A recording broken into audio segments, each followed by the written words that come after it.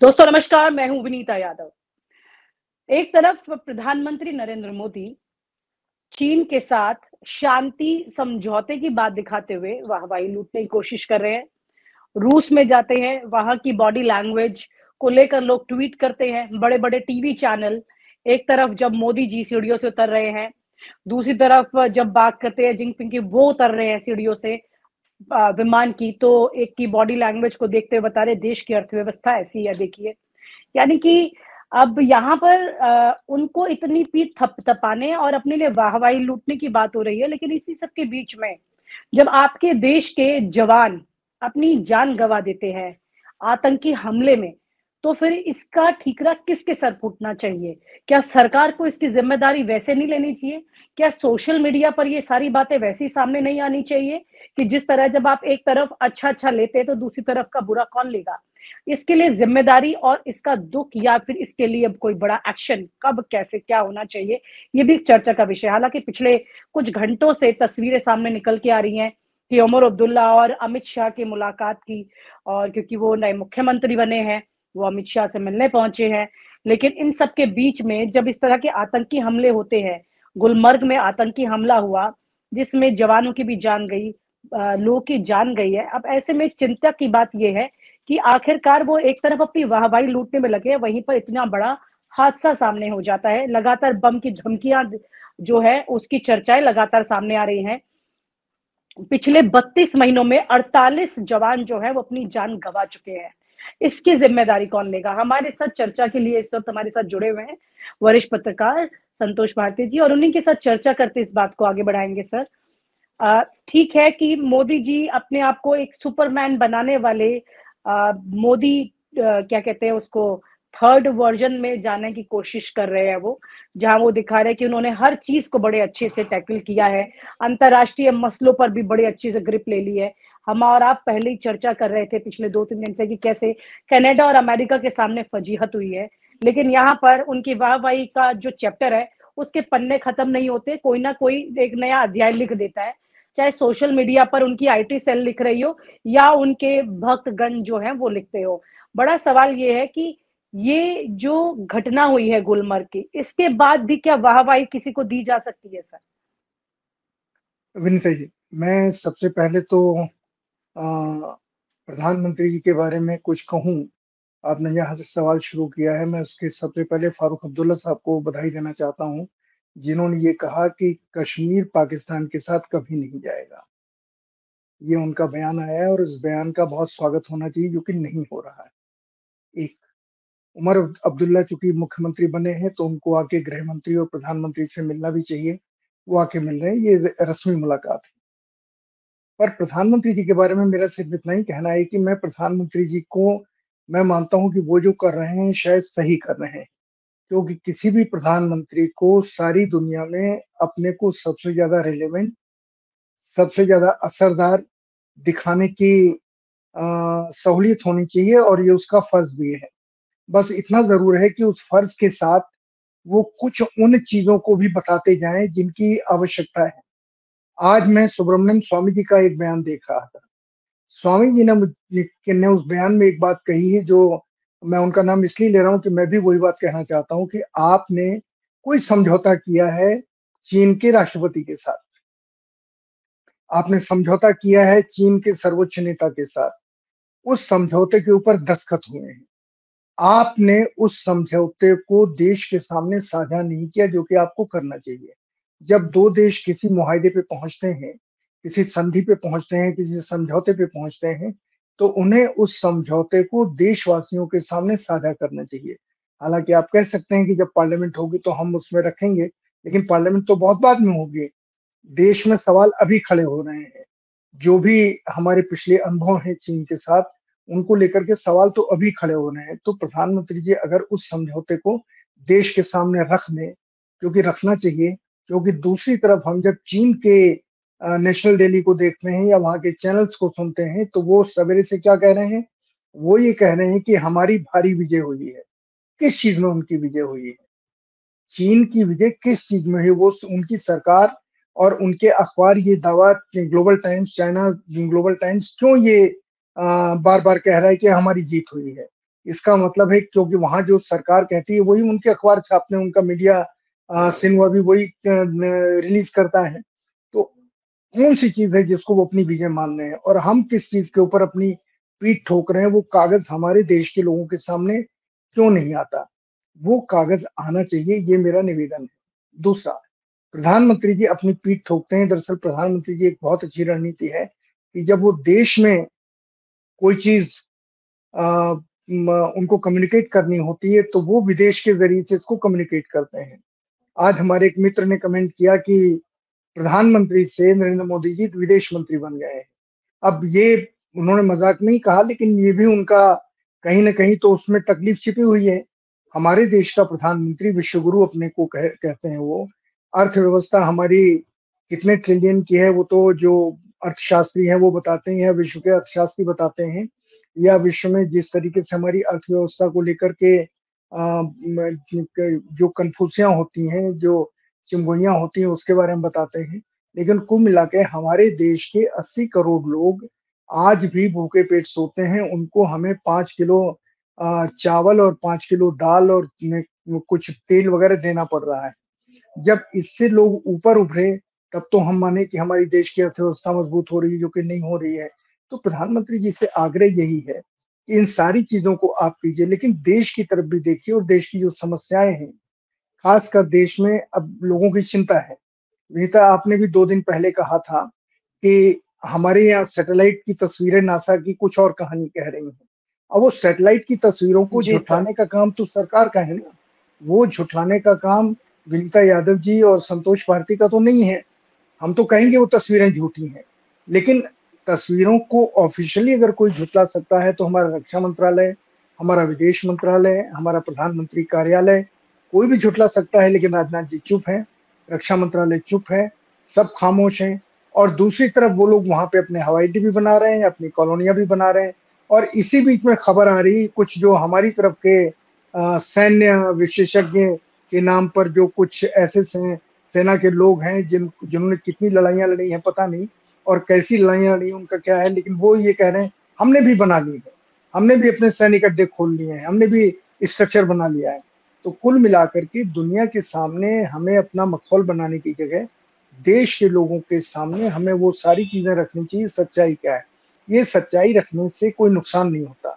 सच्चाई रखने से करेक्शन की कोर्स करेक्शन की संभावना बनी रहती है, और देश के नौजवानों में बुरी एक नई भावना जज्बे की खड़ी हो जाती है कि हम जाकर के सेना में भर्ती हों, सेना में लोगों को देश सेवा करें, अपनी जान दें। पहले जान देने के लिए लोग सेना में जाते थे देश के लिए, अब तनख्वाह के लिए जाते हैं। अब अग्निवीर में लोग इसलिए जा रहे हैं कि हम अग्निवीर से निकलेंगे तो शायद हमको कहीं कोई काम मिलेगा, वो देश के लिए जान देने के लिए नहीं जाते। दुर्भाग्य की स्थिति है। तो मेरा सिर्फ प्रधानमंत्री जी से ये कहना है कि ये जो भी घटनाएं हो रही हैं, आतंकवादी घटनाएं हो रही हैं, इन आतंकवादी घटनाओं से आपको घबराने की जरूरत नहीं है, क्योंकि आतंकवादी घटनाएं पाकिस्तान के कंट्रोल में नहीं है। पाकिस्तान में एक पैरेलल गवर्नमेंट चल रही है जो आतंकवादियों की गवर्नमेंट है। वो वहां की सरकार की बात नहीं मानती। ठीक उसी तरीके से कि आप कुछ भी कहें, लेकिन आपके जो मानने वाले लोग हैं वो सीधे सीधे लिंचिंग करते हैं, वो धीरे धीरे हिंदू मुसलमान करते हैं। आप एक तरफ कहते हैं सौहार्द होना चाहिए, लेकिन हमारे यहाँ घड़ा का व्यापार चल रहा है और बुरी तरह से चल रहा है। चुनाव जीतने के लिए जितनी गंदी बातें हो सकती हैं उतनी गंदी बातें वो सब लोग कर रहे हैं जो आप में अपनी आस्था दिखाते हैं। तो आपको जो देश का नेतृत्व करना चाहिए वो देश का नेतृत्व करने की प्रार्थना हम प्रधानमंत्री जी से कर सकते हैं। और तो कुछ हम कर नहीं सकते हैं, प्रार्थना कर सकते हैं कि देश का नेतृत्व कीजिए, देश की समस्याओं को देखिए, और विदेश के साथ जो हमारे रिश्ते हैं। और मजे की बात यह है कि हम बार बार इसको दोहराते हैं, ये दुर्भाग्य की चीज है कि पाकिस्तान के साथ हमारे रिश्ते खराब हैं तो समझ में आता है, लेकिन हमारे बर्मा के साथ भी रिश्ते खराब खराब हैं, हमारे श्रीलंका के साथ भी खराब हैं, हमारे नेपाल के साथ भी खराब हैं, भूटान को छोड़ के हर एक से हमारे रिश्ते खराब हैं। तो इन रिश्तों को सुधारने के लिए प्रिय प्रधानमंत्री जी, आप क्या कर रहे हैं? और एक नया शब्द और चला है, ये कुछ जो बाहर के सीरियन हैं उनमें बादशाह को मेरे बादशाह ये शब्द इस्तेमाल होता है। अब एक हमारे यहाँ नया शुरू हो गया है, मेरे प्रधानमंत्री। अरे वो हमारे प्रधानमंत्री हैं, हर एक के इंडिविजुअल के थोड़ी है। तो मेरे प्रधानमंत्री शब्द शुरू हो गया है। तो ये एक चमचागिरी की पराकाष्ठा है। मोदी जी को इन लोगों के बहकावे में ना आकर के अगर देश के सामने वो सही स्थिति रखें, तो विनीता जी मुझे लगता है शायद इससे मोदी जी का कद बहुत ज़्यादा ऊँचा होगा और मोदी जी देश की बड़ी सेवा करेंगे क्योंकि देश बहुत बड़ी चीज़ है। इतने प्रधानमंत्री आए गए, कुछ प्रधानमंत्री किसी लिए याद किए जाते हैं, कुछ किसी लिए याद किए जाते हैं। लेकिन अगर हम किसी का कद छोटा करना चाहें तो किसी का कद छोटा नहीं कर सकते। हम अगर इंदिरा गांधी का कद छोटा करना चाहें, हम नहीं कर सकते। हम नेहरू जी का कद छोटा करना चाहें, नहीं कर सकते। हम देवेगौड़ा और गुजराल साहब का भी कद छोटा नहीं कर सकते। अटल जी तो बहुत बड़ी चीज़ है। लेकिन अटल जी के भी दौर को अगर ये मान लिया जाए कि 70 साल में कुछ नहीं हुआ इस देश में, तो उसमें अटल अटल जी के भी 13 साल वो 13 तीन तीन उनके कार्यकाल शामिल है। तो मेरा सिर्फ इतना कहना है कि मोदी जी को पार्टी के भीतर भी एक कोर्स करेक्शन करना चाहिए। लेकिन अभी तो पार्टी का अध्यक्ष कौन होगा शायद वो इसी में लगे हुए हैं। उसमें जोशी जी के अध्यक्ष बनने की संभावना है और उसमें मोदी जी कह रहे हैं कि चाहे मुझसे इस्तीफा ले लो, मैं इनको अध्यक्ष नहीं मानू। ये सारी खबरें बाहर आ रही हैं, पर मुख्य चीज चीन है। चीन के साथ हमारे तो जो रिश्ते हैं ऐसे संजय जोशी जो है उनको अध्यक्ष बनाने की चर्चा शुरू हो चुकी है बीजेपी में, ये कह रहे हैं सर। बहुत तेजी के साथ। और मैंने सुना है कि संघ ने ये प्रस्ताव रखा है कि या तो आप प्रधानमंत्री पद रख लो या पार्टी अध्यक्ष। अध्यक्ष का पद रख लो। अब पार्टी अध्यक्ष संजय जोशी को बनाना चाहते हैं। संजय जोशी को पार्टी अध्यक्ष अगर बनाएंगे, मोदी जी कह रहे हैं हम रिजाइन कर देंगे। अब ये देखिए इनमें सच्चाई क्या है हम नहीं जानते, लेकिन ये सारी खबरें बाहर से भारतीय जनता पार्टी के सूत्रों से ही आती हैं। तो मैं इसको छोड़ करके चीन के साथ जो हमारे रिश्ते हैं, हम जिस भाषा में पाकिस्तान को जवाब देते हैं, उसी भाषा में हम चीन को जवाब क्यों नहीं देते हैं। और अभी चीन के साथ जो मुलाकात हुई, जो तस्वीरें आई, जिसकी बड़ी तारीफ हिंदुस्तान में हो रही है, मैं फिर स्वामी जी की उस बात को दोहराता हूँ, सुब्रमण्यम स्वामी जी की, कि उस दस्तावेज को हमारे सामने आना चाहिए। अगर नहीं सामने आता है तो फिर मन में खटका होता है कि उसमें क्या लिखा है पता नहीं, क्या लिखा है पता नहीं, किस चीज की तैयारी हो रही है पता नहीं। तो ये शक तो है। और अभी अभी आपने जो छोटी छोटी घटनाओं के बारे में कहा, ये घटनाएं पाकिस्तान के बस में है नहीं। ये वहां की आर्मी कराती है, या वहां जो एक तीसरी संस्था है जिसको हम आतंकवादियों की सरकार कहते हैं, पनाहगाह है, वो करवा रही है।